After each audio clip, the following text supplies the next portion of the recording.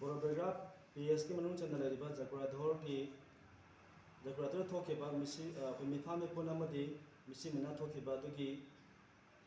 मनुंग चंदा कोई की JUC ना जिरी यूनाइटेड कमिटी ना कोके बा 48 hours in a strike दुगी मनुंग दा निनी चंद मन मिता थोके बा कोई की खुंड्रा पम अथोबा मेते बो कोई की Sri Mr. Nectar Sanjanbam, Senior SP Special Combat na Kathur Pamaru de Gekoi Kundra Pamathoba, Sing Lake Hidaba Dugi, AC against brutal killing of Kundra Pamathoba, Amasung, serious injury of Kesam Bishan Singh Gi, JC na Memorandum of Pisang Krabatunda. Honorable Chief Minister na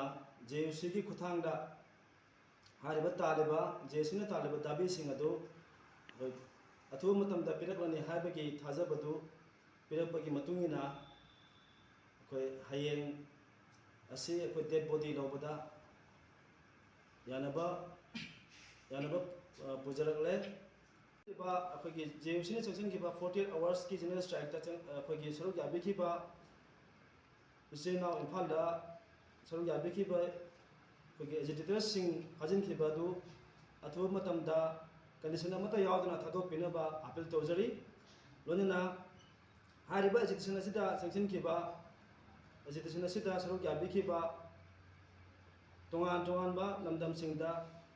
section की बेसिनाव सिंहबु JC ने की market दगी